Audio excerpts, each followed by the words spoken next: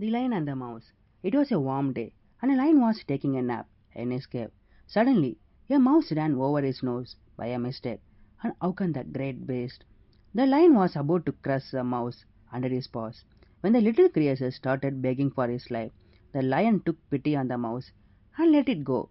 A few days later, the lion, while wandering in the forest, stepped into a trap set by the hunter and was caught in the nets. He was so tightly entangled in ropes that he could hardly move. The lion lay on the ground and roared helplessly. His cries echoed across the forest and reached the mouse's ears. He rushed to the spot and bit the thread of the net into pieces. At times, even the small and the weak turn out to be mightier than the most. Moral of the story is, a kindness is never wasted. Okay guys, thanks for watching. The Thirsty Pigeon. Once upon a time there was a happy pigeon. During the summer, all lakes and ponds had dried up due to extreme heat. The pigeon was thirsty and desperate for water, but there was no water to be found anywhere. He came across a wall with a painting of a glass of water. In desperation, the pigeon thought the painting was real and swept down on it. It was all his mighty. He crashed against the wall and broke his wings, wounded. He fell on the ground and lay there helpless. After some time, a man who was passing by captured the wounded pigeon. She should not outrun this creation, even when we are desperate. Moral of the story is, over enthusiasm may prove to be harmful for you. Okay guys, thanks for watching. The Disobedient Son. A merchant had a disobedient, irreligious son, intending to rouse his interest in religious. His mother sent him to listen to a saint sermon in the temple. She promised to give him 1,000 rupees if he attended the whole session. The greedy son agreed at once, but instead of listening to the saint's teaching, he slept during the entire section. So the next morning, the son came home, took 1,000 rupees from his mother, and started making a plan for moving overseas to trade.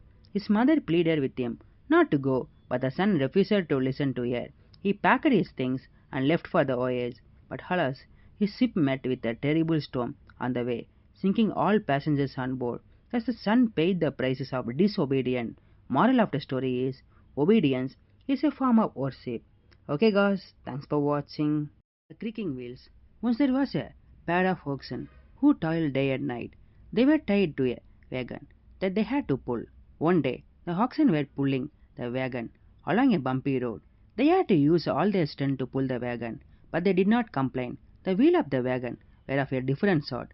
Thought the task they had to do was a very light compared to with that of oxen. They creaked and groaned at every turn. The driver of the wagon became furious. He said to the wagon, "Why do you make so much noise? Can't you see the oxen are quietly doing their job? Those who cry the loudest may not be the ones who are hurting the most." Moral of the story is, sometimes those who suffer the most complain the least. Okay guys, thanks for watching. The Boy and the Nettle. Once upon a time there was a young boy. He was a happy and fun-loving child. He was an obedient child whose mother loved him. One day the boy was playing in a field. He suddenly got stung by a nettle. Hurt, he ran home and meeting his mother, he said that he had been stung by a nasty little weed. His mother said, "I suggest that you grab the nettle and firmly in your hand. The next time you see it, if you grab it hard, it will not harm you ever. Whatever you do it boldly." Moral of the story is, self-confidence is the key to success. Okay guys, thanks for watching. A Lion in Love. A lion fell in love with a woodcutter's daughter. He went to the woodcutter to ask his daughter's hand in marriage.